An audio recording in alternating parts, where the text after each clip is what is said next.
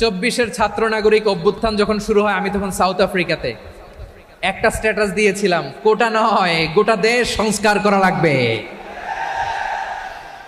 শুধু বাংলাদেশ নয়, সারা বিশ্বের বাংলা ভাষাভাষী লোকেরা এই আন্দোলনের সাথে তারা সমর্থন দিয়েছে। আমাদের ইউনাইটেড আরব আমিরাতের বাংলাদেশি ভাইয়েরা তারা সেখানে রাস্তায় নেমে এসেছিল, জানেন? ওইখানে ডেমনস্ট্রেশন করা যায় না, সেখানকার সরকার তাদেরকে যাবজ্জীবন দিয়েছিল। তখন আমাদের এই যে প্রধান উপদেষ্টা ডক্টর মোহাম্মদ ইউনূস সরাসরি G2G বলে, এটারে G2G, government to government, G2G, উনি চিঠি লিখলেন যে তাদেরকে, ইউর হাইনেস, হে সম্মানিত আমির, আপনি আমার এই চিঠির কারণে আমার সম্মানে এই 53 জন বাংলাদেশিকে মাফ করে দেন। এই চিঠির বদৌলতে বেকসুর খালাস পেয়ে গিয়েছিল আমাদের ভাইরা, জানেন না এই ঘটনা আপনারা? তাহলে গভর্নমেন্ট টু গভর্নমেন্ট চিঠি দেওয়া হয়। সপ্তম হিজরিতে বিষ্ণু ইসলাম সব সুপার পাওয়ারের কাছে চিঠি দিলেন, রোমান সম্রাটের কাছে, পারস্য অধিপতির কাছে, মিশরের অধিপতির কাছে, সবার কাছে চিঠি লিখলেন।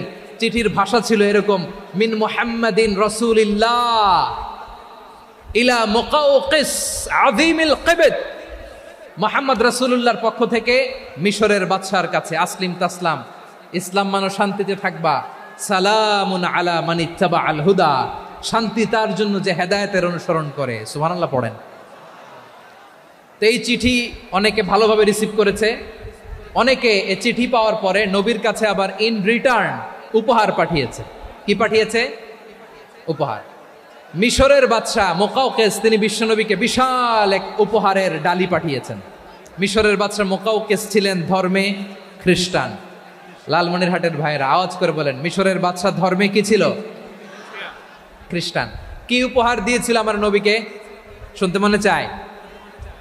আওয়াজ নাই লালমনিরহাটের গলায়,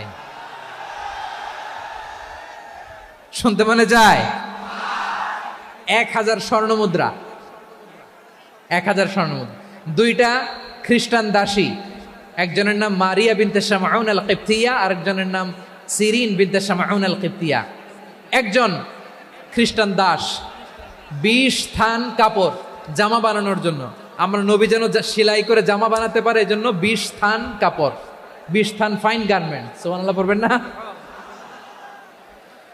এরপরে একটা গাধা যেটার নাম ছিল উফাইর, আর একটা খচ্চর, এটার নাম ছিল দুলদুল।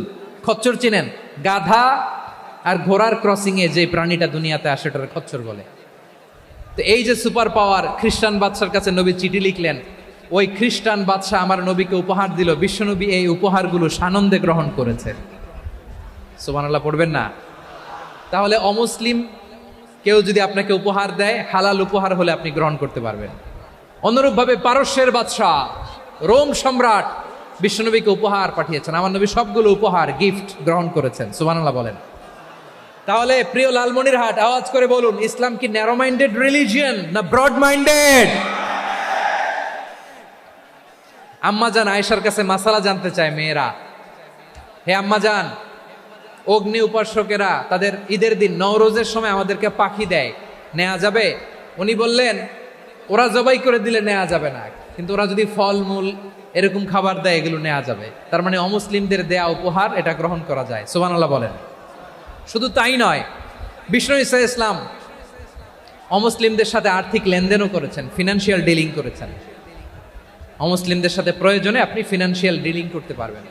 আমরা প্রায় দেখি বাজারের মিষ্টির দোকানগুলো আমার হিন্দু ভাইদের, তারপরে যে বারবার সব চুল কাটে যে নাপিত, অধিকাংশ নাপিতের দোকানে কারা? আমার হিন্দু ভাইরা। তা আপনি চুল কাটতে পারবেন কিনা? পারবেন কিনা বলেন? পারবেন। তার দোকান থেকে দই মিষ্টি কিনতে পারবেন কিনা? হ্যাঁ, আমার মুসলিম ভাইয়ের দোকান থাকলে ওইটার আমি বেশি প্রায়োরিটি দিব, ঠিক কিনা? কিন্তু যদি তাদের সার্ভিস নিতে চান, প্রোডাক্ট নিতে চান, পারবেন। তার দলিল সহিহ বুখারী, আম্মা জান আয়েশা রাদিয়াল্লাহু তাআলা আনহা বলেন, ইশতারা রাসূলুল্লাহ সাল্লাল্লাহু আলাইহি ওয়াসাল্লাম মিন ইয়াহুদিয়িন তুআমান ওয়া রাহানাহু দিরআহু মিন হাদিদ। রাসূল সাল্লাল্লাহু আলাইহি ওয়াসাল্লাম এক ইহুদির কাছ থেকে, কার কাছ থেকে? সবাই বলে নাই, কার কাছ থেকে? আমার নবী, পেয়ারা নবী এক ইহুদির কাছ থেকে জব কিনেছিল। জব, বার্লি, যেটা দিয়ে রুটি বানায়। ওই জবের দাম দেওয়ার টাকা পয়সা নবীর কাছে ছিল না, ফলে নবী ওনার একটা পোশাককে মর্গেজ রেখেছিলেন, মর্গেজ বন্ধক, যে এখন এটার দাম দিতে পারবো না, কয়েক কেজি বার্লি নিয়ে যাই আর বন্ধক হিসেবে আমার জামাটা রেখে গেলাম, যেই দিন দাম দিব ওই দিন জামাটা ছুটাই নিয়ে যাব। সুবহানাল্লাহ পড়বেন না? বাকিতে নিছিলেন, বাকিতে। দিরআহু মিন হাদিদ, লোহার তৈরি বর্ম, মানে যুদ্ধের পোশাক, লোহা দিয়ে বানানো। বিশ্বনবী বললেন কয়েক কেজি জব দাও, টাকাটা পরে দিব, এখন টাকা নাই, বন্ধক হিসেবে মর্গেজ হিসেবে আমার জামা রেখে গেলাম, যখন টাকা দিব জামা ছুটায় নিব। আওয়াজ করে বলতে হবে সুবহানাল্লাহ। এ থেকে বোঝা গেল অমুসলিমদের খাতে ফিনান্সিয়াল ডিলিং করা যায়, অর্থনৈতিক লেনদেন করা যায়, কেনাবেচা করা যায়, প্রোডাক্ট কেনা যায়। এমনকি আমাদের মসজিদে নববীতে বারান্দায় আপনারা একটা অটোমেটিক ফ্লাইং আমব্রেলা দেখছেন? সূর্য যখন বাড়ে মসজিদে নববীর বারান্দায় ইয়ার্ডের মধ্যে অটোমেটিক্যালি কিছু আমব্রেলা আছে, সাঁ করে খুলে যায়, আর সূর্যের তাপ লাগে না। আবার সন্ধ্যাবেলায় এই আমব্রেলাগুলো ওরা ক্লোজ করে ফেলে, দেখেন নাই না? দেখছেন? এই মসজিদে নববীকে সর্বোচ্চ উন্নত মানের কনস্ট্রাকশন ইনফ্রাস্ট্রাকচারে ডেভেলপ করার জন্য কর্তৃপক্ষ কিছু অমুসলিম ইঞ্জিনিয়ারের, ডিজাইনারের সহায়তা নিয়েছিল। সুবহানাল্লাহ বলেন। কোন দলিলের ভিত্তিতে? এই দলিলের ভিত্তিতে যে বিষ্ণু ঈসা ইসলাম অমুসলিমদের সাথেও লেনদেন করেছেন। আওয়াজ করে বলতে হবে আল্লাহু আকবার। শুধু তাই নয়, ইন কেস অফ ইমার্জেন্সি, প্রয়োজনে ইসলামের খাতিরে ইসলামকে সামনের দিকে এগিয়ে নিয়ে যাওয়ার জন্য অমুসলিমদের সাপোর্ট নেওয়া জায়েজ আছে। সুবহানাল্লাহ বলেন। অমুসলিমদের সাপোর্ট নেয়া, তাদের থেকে অর্থ নেয়া, পলিটিক্যাল সাপোর্ট, পলিটিক্যাল অ্যাসাইলাম নেওয়া জায়েজ আছে। আমাদের অনেক বিশ্ববরেণ্য দায়ীরা আমেরিকায় অস্থায়ীভাবে অ্যাসাইলাম নিয়ে থাকে, নিজের দেশে গেলে ফাঁসিতে ঝুলাই দিবে। যুগ যুগ ধরে দায়ীদের উপরে এরকম অত্যাচার আর নির্যাতন আছে না নাই? মিশরের অনেক দায়ীরা পাশ্চাত্যে যেয়ে থাকে, এই যে তারা পলিটিক্যাল অ্যাসাইলাম নিয়ে থাকে, রাজনৈতিক আশ্রয়, এটা জায়েজ আছে না? এটা যে জায়েজ আছে তার প্রমাণ স্বয়ং বিশ্বনবী সাল্লাল্লাহু আলাইহি ওয়াসাল্লাম পলিটিক্যাল সাপোর্ট নিয়েছিলেন অমুসলিমদের কাছ থেকে। সুবহানাল্লাহ বলেন। খুব মজাদার একটা ঘটনা, শুনবেন? আপনাদের আগ্রহ দেখে তো মনে হয় না শোনার ইচ্ছা আছে। আছে আছে আমার ভাইরা, বিশ্বনবীর বয়স তখন প্রায় 51 বছর। কত বছর? বিশ্বনবীর সবচেয়ে কাছের মানুষ খাদিজা রাদিয়াল্লাহু তাআলা আনহা ইন্তেকাল করেছেন। বিশ্বনবী বড্ড কষ্ট পেলেন, হৃদয়টা ভেঙে খান খান। যিনি ঘরের ভেতরে বিশ্বনবীকে সান্ত্বনা দিতেন, ভালোবাসা দিতেন, বাইরে গেলে কুরাইশরা বকাঝকা করে, অত্যাচার করে, কিন্তু আম্মাজান খাদিজা রাদিয়াল্লাহু তাআলা আনহা ঘরটারে এমন শান্তির নীর বানায় রেখেছেন, এই ঘরের ভিতরে ঢুকলে বিশ্বনবীর কলিজাটা ঠান্ডা হয়ে যেত। এজন্য রব্বুল আলামিন বলেন, খাদিজা, ও আমার বান্দি খাদিজা, জান্নাতে এমন স্পেশাল একটা ঘর আমি তোমার জন্য রেডি করে রেখেছি। ওই ঘরের মধ্যে কোনো আওয়াজ নাই, ওই ঘরের মধ্যে কোনো নয়েজ নাই, ওই ঘরে কোনো বিশৃঙ্খলা নাই। কারণ মক্কার জমিনে আমার নবী কুরাইশদের বিশৃঙ্খলা, নয়েজ আর ঝামেলাগুলোকে উপেক্ষা করে যখন তোমার ঘরের ভিতরে ঢুকতো, ঘরটারে তুমি শান্তির নীর, ঠান্ডা, নীরব, নিস্তব্ধ, নিঝুম আর শান্তির নীর বানিয়ে রেখেছ। এজন্য জান্নাতে স্পেশাল একটা শান্তির নীর আমি তোমারে উপহার দেব। ওই প্রিয়তমা স্ত্রী খাদিজা ইন্তেকাল করলেন, বিশ্বনবীর হৃদয় ভেঙে খান খান। আবার ওনার চাচা আবু তালেব ইন্তেকাল করলেন, যিনি পলিটিক্যাল শেল্টার দিতেন নবীকে। কে দিতেন? আবু তালেবের ভয়ে, বিশ্বনবীর এই চাচার ভয়ে কোনো মুশরিক নবীর গায়ে হাত দেওয়ার সাহস পায় নাই। এখন স্ত্রীও নাই, চাচাও নাই, নবীকে আশ্রয় দেওয়ার কেউ নাই, নবীর চারদিকে অন্ধকার। নবী এখন কই যাবেন? আমার পেয়ারা নবী নতুন স্টেশন খুঁজতেছেন, নতুন দাওয়াতি প্ল্যাটফর্ম খুঁজতেছেন। তিনি যায়েদ বিন হারেসা রাদিয়াল্লাহু তাআলা আনহুকে নিয়ে মক্কার পাশের একটা নেইবরিং সিটি তায়েফে চলে গেলেন। কোথায় চলে গেলেন? লালমনিরহাটের ভাইয়ের আওয়াজ করে বলেন, কোথায় গেলেন? তায়েফে চলে গেলেন দিনের দাওয়াত দেওয়ার জন্য। কি দেওয়ার জন্য? নাকি জমি কিনতে গেছিলেন? জমি কিনতে, দুনিয়ার যশ খ্যাতির জন্য, নিজের কোনো লাভের জন্য? তায়েফবাসীদেরকে জাহান্নামের আগুন থেকে বাঁচানোর জন্য। আওয়াজ করে বলতে হবে ঠিক কিনা? বিশ্বনবী বিশাল মরুপথ, পাহাড়ি পথ পাড়ি দিয়ে তায়েফের মরুজমিনে গেলেন কোরআনের দাওয়াত নিয়ে, ইমানের দাওয়াত নিয়ে। কিন্তু তায়েফের লোকেরা বিশ্বনবীর দাওয়াতকে শুধু প্রত্যাখ্যান করেই থামে নাই, তারা বিশ্বনবীর সাথে অত্যন্ত খারাপ আচরণ করেছে, বিশ্বনবীকে শারীরিকভাবে হেনস্থা করেছে, আমার নবীকে শারীরিকভাবে অত্যাচার করেছে, আমার পেয়ারা নবীর গায়ে পাথর মেরেছে, বিশ্বনবীর গা বেয়ে ঝরঝর করে রক্ত ঝরেছে, নবী জামিনের মধ্যে লুটিয়ে পড়েছেন, আবার মেরেছে, আবার নবী হাঁটতে শুরু করলেন, পেছন থেকে আবার মেরেছে, আবার নবী রক্তাক্ত হয়ে জামিনের মধ্যে লুটিয়ে পড়লেন, আবার মেরেছে। বিশ্বনবীর মতো এত সুশ্রী মানব, বিশ্বনবীর মতো এত শুভ্র মানব, বিশ্বনবীর মতো এমন চমৎকার দেহাবয়ব দিয়ে রব্বুল আলামিন কাউকে বানান নাই। এরকম চমৎকার মানুষটাকে তারা তায়েফের ওই জামিনে রক্তাক্ত করেছে। বিশ্বনবী দুনিয়ার কোনো স্বার্থের জন্য সেখানে যান নাই, নিজের কোনো লাভের জন্য, প্রাপ্তির জন্য যান নাই, তায়েফবাসীদের জাহান্নামের আগুন থেকে বাঁচাতে গিয়েছেন। ঠিক কিনা বলেন? খেয়ে না খেয়ে দিন প্রচারের কাজে নিজেকে দিয়েছ বিলিয়ে, তায়েফের কাফিরেরা চিনল না সে আলো, দুষ্ট ছেলেদের পিছু দিল লেলিয়ে, পাথরের আঘাতে ক্ষত বিক্ষত হয়ে সারা শরীর থেকে রক্ত ঝরে।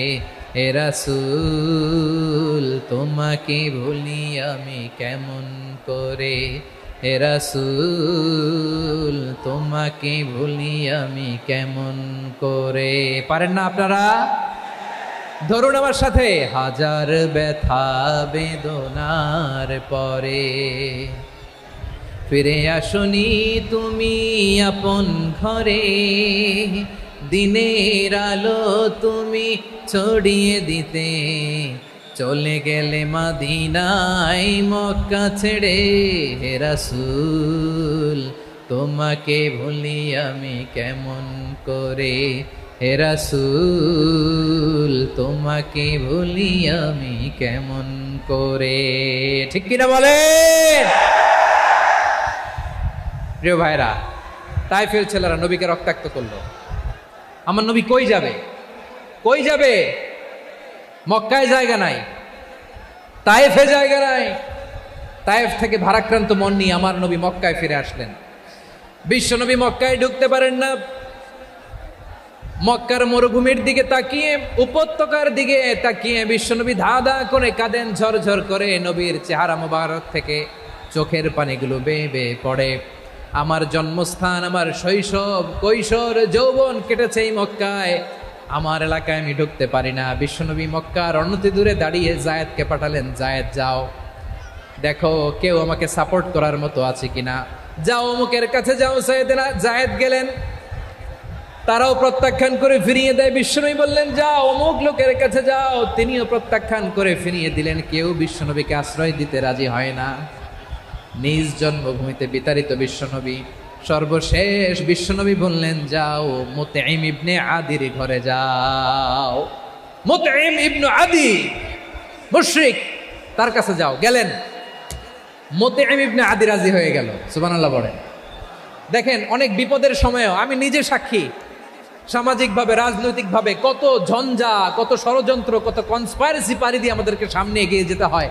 এই শত্রুদের ভেতরেও একজনকে দাঁড় করিয়ে দেয় যে আল্লাহর কোরআনের জন্য রেডি হয়ে যায়। পড়েন সুবহানাল্লাহ। মুতঈম ইবনে আদি, আল্লাহ তার মনকে নরম করে দিলেন। মুতঈম বলে, মুহাম্মদ আমি তোমাকে আশ্রয় দিব। তার দুই ছেলেকে পাঠালেন, যাও খোলা তলোয়ার নিয়ে, স্কট দিয়ে, গার্ড অফ অনার দিয়ে মুহাম্মদকে মক্কায় ঢুকাও, আর বলো আমি আমান দেব। আমান কি দিব? আমান মানে সিকিউরিটি, নিরাপত্তা। সিকিউরিটি ছাড়া, আমান দেওয়া ছাড়া কেউ থাকতে পারতো না মক্কায়। দুই ছেলে বিষ্ণু ইসা ইসলামকে নিয়ে আসলো। নবী কাবার চারদিকে তাওয়াফ করলেন, নামাজ পড়লেন। আবু জাহেল, উতবা, শাইবা, ওয়ালিদ ইবনে মুগীরা সবাই দেখে, কেউ কিছু করতে পারে না। কারণ মুতঈম ইবনে আদি ঘোষণা দিয়েছেন, আমি মুহাম্মদকে আমান দিয়েছি, মুহাম্মদের গায়ে যেন কেউ স্পর্শ না করে। আওয়াজ করে পড়েন সুবহানাল্লাহ। নবীর এই বিপদকালে মুহূর্তে মুতঈমের হৃদয়টারে নরম করে দিল কে? আচ্ছা, লালমনিরহাটের ভাইয়েরা বলেন, এই মুতঈম কি মুসলিম ছিল না মুশরিক? সবাই বলতে হবে, মুসলিম না মুশরিক? তাহলে মুশরিকের কাছ থেকে নবী পলিটিক্যাল অ্যাসাইলাম, আধুনিক রাষ্ট্রবিজ্ঞানের ভাষায় পলিটিক্যাল অ্যাসাইলাম, যেটাকে বলে রাজনৈতিক আশ্রয়। ওনার আমান বা নিরাপত্তার এই ঘোষণায় তিনি মক্কায় ঢুকলেন। যতদিন নিরাপত্তা ছিলেন। মোতেম যখন মারা গেল, বিষ্ণু ইসলাম হিজরত করে মদিনায় চলে গেলেন। সুবহানাল্লাহ। কিন্তু মোতেম যে বিশ্বনবীর উপকার করছে এটা বিশ্বনবী ভুলে নাই। আমাদের অনেকে আছে উপকার করার পরে আর খেয়াল থাকে না, খাওয়ার পরে গলা দিয়ে নামলে আর খেয়াল থাকে না। এরকম আছে না নাই? আমার নবী ভুলে নাই। বদরের প্রান্তরে 70 জন কাফেরকে যখন বন্দি করে বিশ্বনবীর সামনে হাঁটু গেড়ে দাঁড় করানো হলো, বসানো হলো, 70 জন কাফের। কয়জন? বিশ্বনবী তাদের দিকে তাকিয়ে বললেন, সহিহ বুখারীর বর্ণনা, লাউ কানাল মুতঈম ইবনে আদি হাইয়ান সুম্মা কাল্লামানি হাউলাই নাতনা লা তারাকতুহুম লাহু। বদরের প্রান্তরে 70 জন বন্দি কাফিরের দিকে তাকিয়ে আমার নবী বললেন, আজকে মুতঈম ইবনে আদি যদি বেঁচে থাকতো আর তোমাদের 70 জনের ব্যাপারে যদি মুতঈম এক বাক্যে একটা সুপারিশ করত, তার সম্মানে আজকে তোদের সবাইকে আমি মাফ করে দিতাম। সুবহানাল্লাহ। নাই? বিশ্বনবী মুতঈমের এই সাহায্যের কথা বলে নাই। 70 জন মুশরিক হাঁটু গেড়ে বসা, নবী চাইলে এখনই এক্সিকিউশন অর্ডার দিতে পারে। তিনি বললেন, আজকে যদি মুতঈম বেঁচে থাকতো আর মুতঈম যদি তোদের জন্য সুপারিশ করতে, এই আবর্জনাগুলোর ব্যাপারে সুপারিশ করতে, আমি মুহূর্তেই তোদেরকে এমনি মাফ করে দিতাম। এবার বলেন, ইসলাম কি ন্যারো মাইন্ডেড না ব্রড মাইন্ডেড? শুধু তাই নয়, যাকে যে সম্মান দেয়ার আমার নবী দিতেন, হোক আস্তিক হোক নাস্তিক, হোক মুসলিম হোক অমুসলিম। বিষ্ণু ইসলাম যখন রোমান সম্রাটের কাছে চিঠি লিখেছেন, আমার প্রিয় লালমনিরহাটের ভাইরা, অল্প কয়েক মিনিট কয়েকটা জরুরি কথা বলবো, এদিকে তাকান, এদিকে। রোমান সম্রাটের কাছে বিশ্বনবী যখন চিঠি লিখলেন মিন মুহাম্মদ রাসূলিল্লাহ ইলা হিরাকলা আযীমির রোম, মুহাম্মদের পক্ষ থেকে হিরাক্লিয়াসের কাছে, যিনি হচ্ছেন আযীমির রোম। এটা নবী নিজ থেকে বানায় লিখছেন, অতিরিক্ত সম্মান দিয়ে। কোন রাষ্ট্রপ্রধান যখন আসে তাদেরকে আমরা কি বলি জানেন? তার নামের শেষে HE এটা লিখতে হয়, H.E. মানে হিজ এক্সেলেন্সি। কি লেখে? হিজ এক্সেলেন্টি, অথবা ইউর হাইনেস, ইউর ম্যাজেস্টি। দেখেন, বিশ্বনবী সাল্লাল্লাহু আলাইহি ওয়াসাল্লাম সব নবীদেরও নবী। তিনি একজন মুশরিক খ্রিস্টান সম্রাট, রোমান সম্রাটের কাছে চিঠি লিখতে যেয়ে লিখতেছে, ইলা হিরাকলা আযীমির রোম, হিরাক্লিয়াসের কাছে আমার চিঠি, যিনি রোমের আযীম, হিজ হাইনেস, মানে রোমের অনেক সম্মানিত এক বাহাদুর। আওয়াজ করে বলেন সুবহানাল্লাহ। তার মানে যাকে যে সম্মান দেয়ার এটা বিশ্বনবী দিতেন। এমনকি যেই ইহুদিরা ভালো ছিল, এই ইহুদিদেরও প্রশংসা করেছেন বিশ্বনবী মুহাম্মদুর রাসূলুল্লাহ সাল্লাল্লাহু আলাইহি ওয়াসাল্লাম। এক ইহুদির প্রশংসা করেছেন বিশ্বনবী। ইহুদির কার? আমি তো আমার ভাইয়ের প্রশংসা করি না, আমি তো এক আলেম আরেক আলেমরে স্পেস দেই না, আমি তো এক দায়ী আরেক দায়ীর সাথে বসতে চাই না। আমার নবী ইহুদির প্রশংসা করে। কার প্রশংসা? ওই ইহুদির নাম ছিল মুখাইরেক। সিরাত গ্রন্থ ঘাটলে পাবেন। তিনি বলেছেন, মুখাইরেক খাইরু ইয়াহুদ, মুখাইরেক is the best of the Jews. জুইশদের মধ্যে সে সবচেয়ে ভালো। কেন প্রশংসা করলেন তার? এর কারণ মদিনা চার্টারে কথা ছিল সব ধর্মের মুসলিম, মুশরিক, ইহুদিরা মিলে মদিনাকে রক্ষা করবে। কিন্তু 3য় হিজরিতে যখন উহুদের যুদ্ধ শুরু হলো, সবার কথা ছিল যেই আক্রমণ করে আমরা মদিনাকে বাঁচাবো। কোন শহরকে বাঁচাবো? মদিনাকে। কিন্তু কুরাইশরা যখন অ্যাটাক করলো, ইহুদিরা আর আসে না, ইহুদিরা আর বেরোয় না। বিষ্ণু বললেন, ওহে ইহুদিরা, তোমরা না চুক্তি করলে আমার সাথে যে মদিনা বাঁচাতে সবাই ঝাঁপিয়ে পড়বো, আসো। একটা ইহুদিও বেরোয় না, কেউ আসে নাই সেদিন, একজন ছাড়া। তার নাম মুখাইরেক। তার নাম কি? মুখাইরেক বাহাদুরের মতো ঘোড়সাওয়ার হয়ে বেরিয়ে গেলেন এবং বললেন, গোটা ইহুদি সাম্রাজ্যের একজনও যদি না আসে, আমি মুখাইরেককে কেউ ঘরে আটকে রাখতে পারবে না। বেরিয়ে আসলেন, এসে বললেন, আমি মুহাম্মদের পক্ষে যুদ্ধ করব। আমি মারা গেলে আমার সম্পদ আমার উত্তরাধিকারীরা পাবে না, আমার সম্পদ তোমরা মুহাম্মদকে দিয়ে দিবা। সুবহানাল্লাহ বলেন। উহুদের ময়দানে 70 জন মুসলমান শহীদ হলো। এই ইহুদি, সেও মুসলমানের পক্ষে যুদ্ধ করে নিহত হলো। সুবহানাল্লাহ বলেন। মুসলিমদের লাশ যখন নিয়ে আসা হলো, এই মুখাইরিকের লাশও নিয়ে আসা হলো। মুসলিমদের লাশের পাশে মুখাইরিকের লাশ দেখে বিশ্বনবী মুখাইরিকের প্রতি অনেক খুশি হলেন আর বিশ্বনবী খুশি হয়ে বললেন মুখাইরিক খৈরু ইয়াহুদ, মুখাইরিক যদিও তুমি ইহুদি তারপরেও তুমি সব ইহুদিদের মধ্যে সেরা ইহুদি। পড়েন সুবহানাল্লাহ। আমার নবী ইহুদিকেও সম্মান দিতে কার্পণ্য করে নাই। আওয়াজ করে বলেন আল্লাহু আকবার।